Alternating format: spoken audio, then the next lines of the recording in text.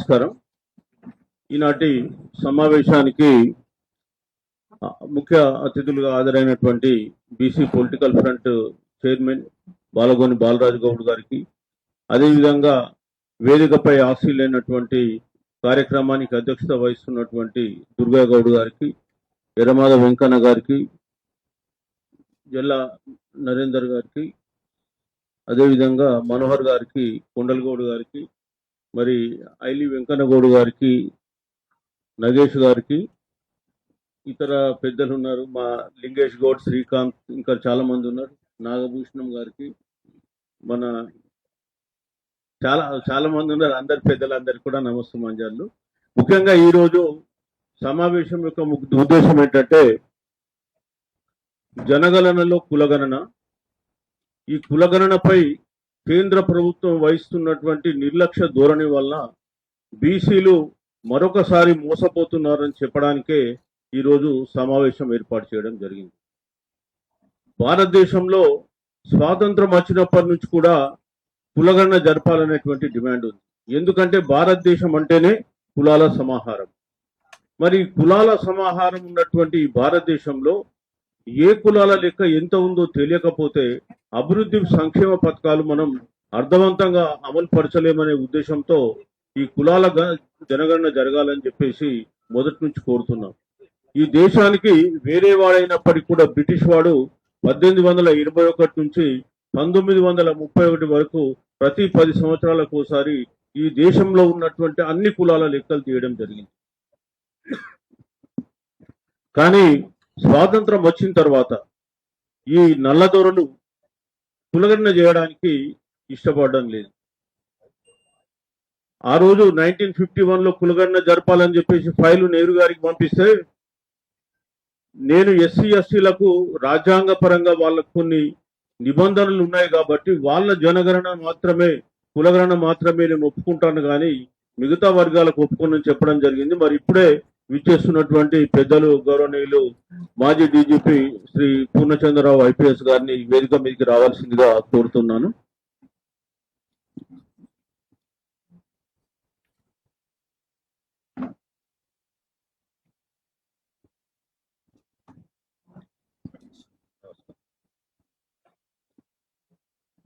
ఈ దేశంలో గత 80 సంవత్సరాలుగా అపరిష్కృతంగా ఉన్నటువంటి సమస్య ఈ జనగణనలో కులగణన సమస్య. ఈ దేశంలో అనేకమైన సమస్యలు పరిష్కారమైనవి. భాషా ప్రయుక్త రాష్ట్రాలు కావాలంటే అయినాయి. ఒకే భాషకు 2 రాష్ట్రాలు కావాలంటే కూడా మన రాష్ట్రం మనం చూసడం జరిగినాయి. అదేవిధంగా నదీ జలాల వివాదాలు కూడా చాలా వరకు పరిష్కారమైనవి. రిజర్వేషన్ అంశాలు పరిష్కారమైనవి. కానీ కులగణన చేయడానికి మాత్రం ఆధిపత్య కులాలు, దోపిడీ కులాలు ఇష్టపడడం లేదు. ఇవాళ 1931 కులాల లెక్కలు ఉన్నాయి కాబట్టి బీసీలు 52% అని చెప్పగలిగినాం. దానికి 27% రిజర్వేషన్ కు కోర్టులు కూడా ఒప్పుకోవడం జరిగింది. గత 10 సంవత్సరాల నుంచి కూడా ఈ కులగణన జరపాలనేటువంటి ఉద్యమం మరింత విస్తృతమైంది. ఈ సందర్భంగా ఒక 2-3 అంశాలు మనం మాట్లాడుకొని ఈరోజు మీటింగ్ లో ఏం తలుచుకున్నామో మీకు తెలియజేస్తాం.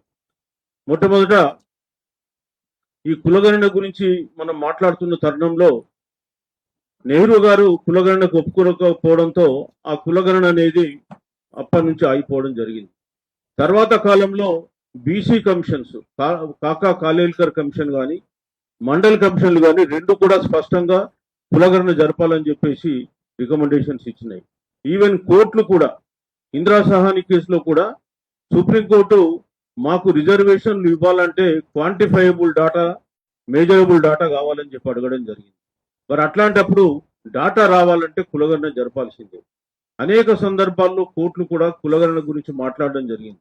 ఈవెన్ తమిళనాడులో హైకోర్టు ఒక కేసులో, Krishnamurthy versus union of India కేసులో గవర్నమెంట్ ఆఫ్ ఇండియాకు మీరు కులగణన చేయాలని చెప్పేసి డైరెక్షన్ ఇచ్చింది. తర్వాత సుప్రీంకోర్టు అది ప్రభుత్వానికి పాలసీ మ్యాటర్ కాబట్టి దాంట్లో మనం ఇంటర్ఫియర్ కావద్దని చెప్పేసి వెలికిపోవడం జరిగింది. ఈ మధ్య కాలంలో 2011లో ప్రతిపక్షంలో ఉన్నప్పుడు బీజేపీ పార్టీ 2011లో సెన్సస్ లో కులగణన జరపాలని చెప్పేసి పార్లమెంట్ లో తీర్మానం ప్రవేశపెట్టింది. అన్ని పార్టీలు ఏకగ్రీవంగా ఆమోదించినాయి.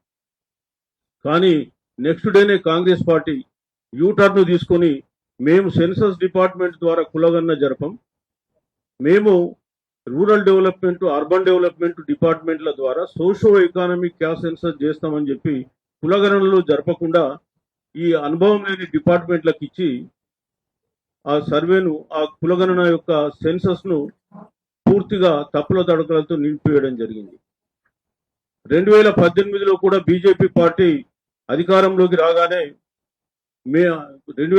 అధికారంలోకి వచ్చిన తర్వాత 2018లో బీజేపీ పార్టీ కూడా ఆగస్టు 31 రోజు అప్పటి హోమ్ మినిస్టర్ రాజ్నాథ్ సింగ్ గారు మేము 2021 జనగణనలో కులగణన చేస్తామని చెప్పారు. మళ్ళీ ఏమైందో తెలియదు. 2021లో సుప్రీంకోర్టులో Maharashtra versus union of India కేసులో మేము కులగణనకు వ్యతిరేకం, ఈ దేశంలో కులగణన జరపడం చాలా కష్టం అని చెప్పి అఫిడవిట్ ఫైల్ చేసింది. మీరు 2010లో మీరే తీర్మానం పెడతారు లోక్సభలో, 2018లో చెప్తారు, 2021లో మేము జరపం వ్యతిరేకం అని చెప్తారు. ఇదే ఇష్యూ మీద మరి దేశవ్యాప్తంగా బీసీ సంఘాలన్నీ కూడా స్పందించి అనేక ఉద్యమాలు చేసినాయి.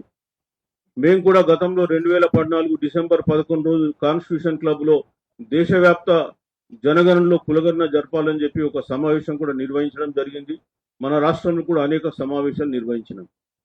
సరే, ఏ విషయం ఎట్లా ఉన్నప్పటికీ కూడా బీజేపీ కేంద్ర ప్రభుత్వం 2024 ఏప్రిల్ 30వ తేదీన మేము జనగణనలో కులగణనం జరుపుతామని చెప్పేసి చెప్పడం జరిగింది. సంతోషకరమైన విషయం. మరి ఆ చెప్పిన మాట కట్టుబడి ఉండి మరి శాస్త్రీయంగా శాస్త్రబద్ధంగా ఈ కులగణన నిర్వహిస్తే దీని ఫలితాలు అందరికీ అందుతాయి, లేకపోతే అందవు. ఇవాళ ఏదో తూతు మంత్రంగా చేసి కులగణన ఏదో జరిపినామంటే జరిపినాం, కులగణనలో అనేకమైన తప్పులు దొర్లించి మళ్ళా ఇది ఎందుకు పనికి రాకుండా చేయాలనేటువంటి ఒక పథకం ప్రకారం ముందుకు పోతున్నట్టు కనిపిస్తుంది. ఇవాళ భారతదేశంలో కూడా చాలా రాష్ట్రాల్లో కులగణన జరిగింది.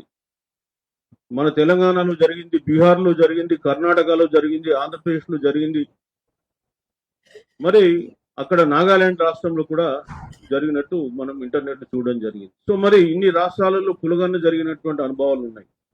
అట్లాంటప్పుడు ఆ అనుభవాలను రంగరించుకొని ఈ జరగబోయేటువంటి జనగణనలో కులగణన ఏ విధంగా జరపాలని చూడాల్సినటువంటి కేంద్ర ప్రభుత్వం అట్లాంటిది ఏం జరపకుండా మళ్ళీ తూతు మంత్రంలాగా జరపడానికి ప్రయత్నం చేస్తుంది.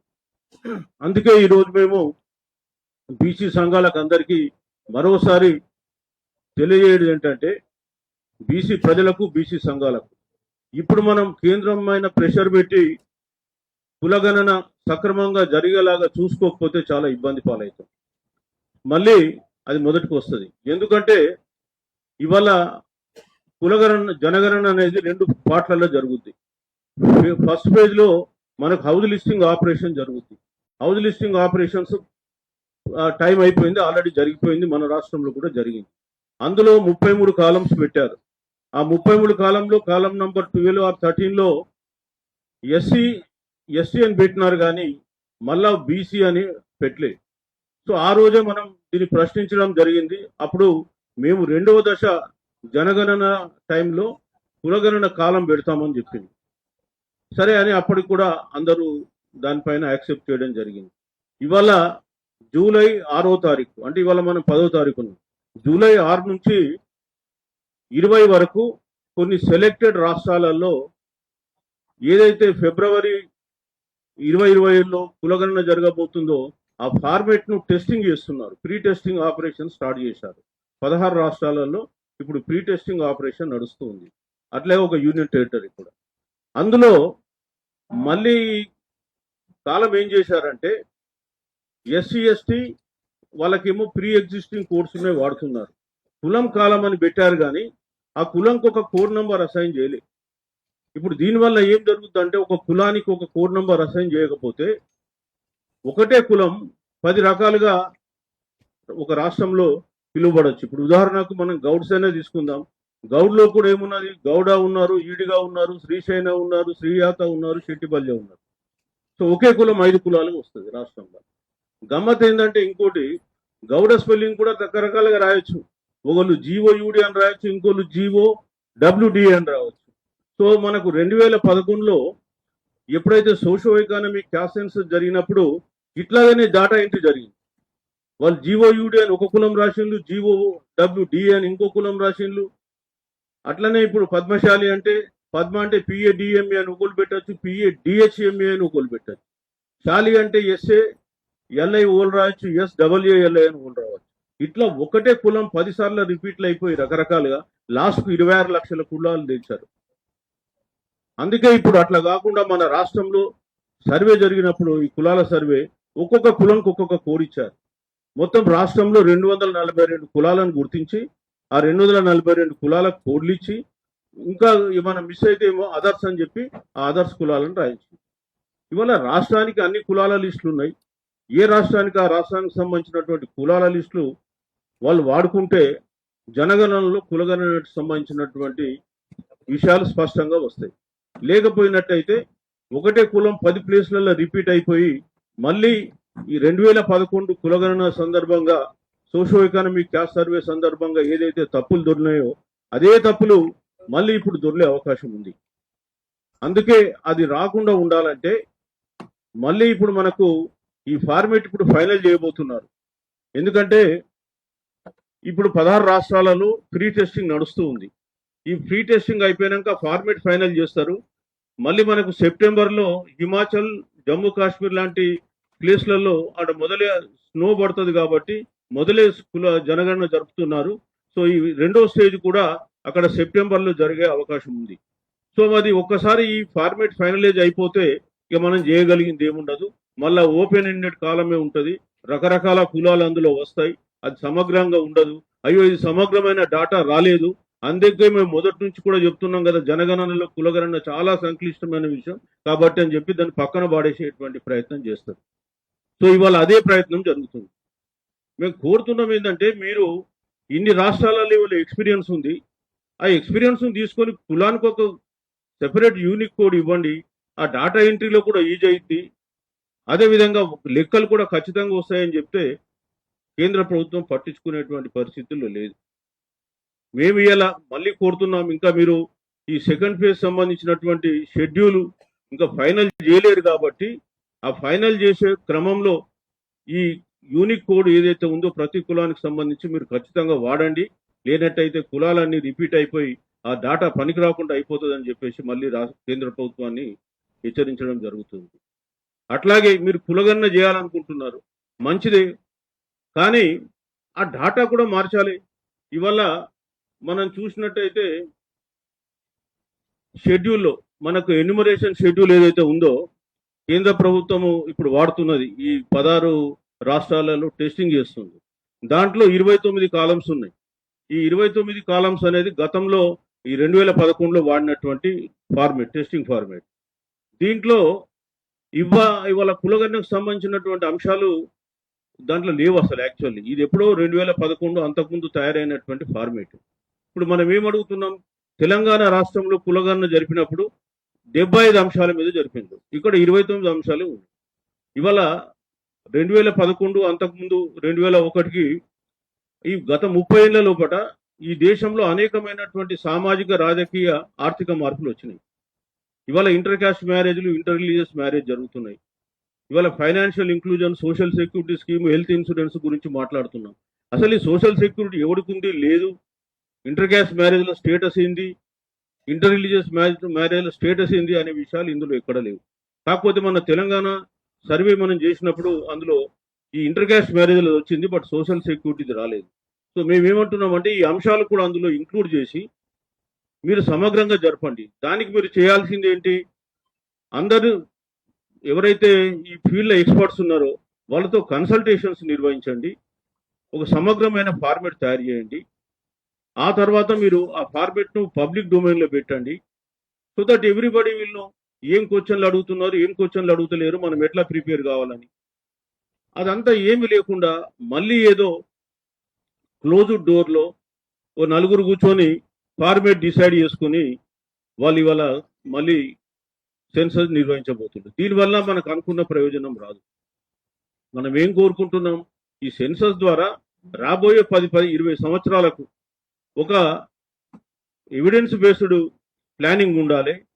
నిజంగా కూడా గత 80 సంవత్సరాలుగా ఏ కులం లాభపడ్డది, ఏ కులం నష్టపోయింది, ఆ నష్టపోయిన కులాలకు ఎట్లాంటి ప్రణాళికలు చేసి వాళ్ళని అభివృద్ధి పదంలో నడపాలనేటువంటి ఒక మంచి మార్గదర్శకాలు ఈ సెన్సస్ నుంచి రావాలని చెప్పి మనం కోరుకుంటే, మంచి డాటా మనకు రావాలని కోరుకుంటే, మళ్ళీ దాన్ని ఏదో తూతు మంత్రం లాగా చేసేసి మమ అనిపించేసి చేసినామంటే చేసినాం అనిపించినామనేలాగా కేంద్ర ప్రభుత్వం ఇవాళ ప్రయత్నం చేస్తుంది.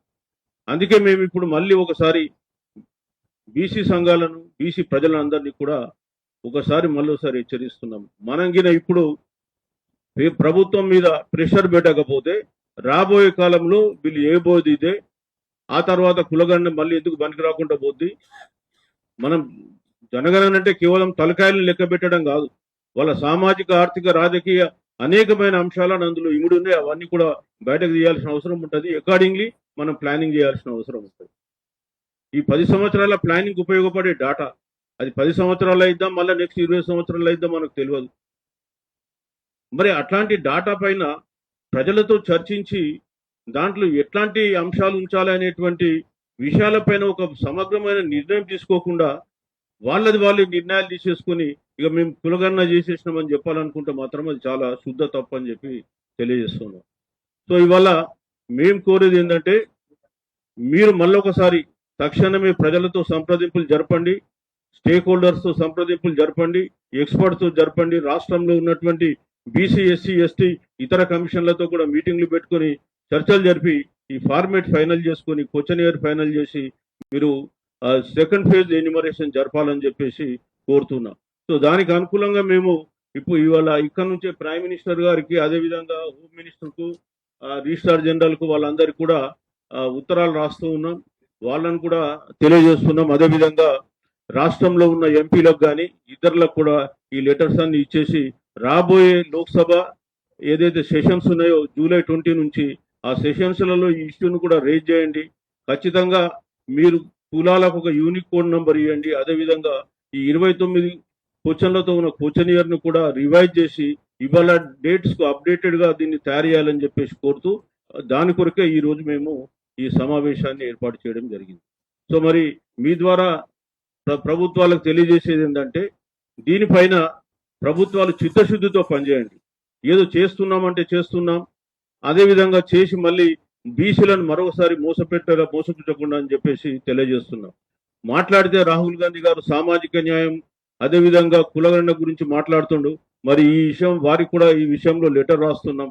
వారు కూడా రేపు వచ్చేటువంటి లోక్సభలో ఈ ఇష్యూను రేజ్ చేసి ఖచ్చితంగా మరి ప్రభుత్వాన్ని ఒప్పించేలాగా చూడాలని చెప్పేసి మేము మా బీసీ ఇంటలెక్చువల్ ఫోరం కావచ్చు, అదేవిధంగా పొలిటికల్ ఫ్రంట్ కావచ్చు, ఇంకా ఇతర మా పూర్ణచంద్రరావు గారు ఉన్నారు, ఆయన ఆల్ ఇండియా బిఎస్పి కన్వీనర్, ఇంకా ఇతర చాలా సంఘాలు ఉన్నాయి డయాస్ మీద, వారందరి తరఫున నేను కోరుతున్నాను. థ్యాంక్ యూ సార్, మరి గివింగ్ మీ దిస్ ఆపర్చునిటీ.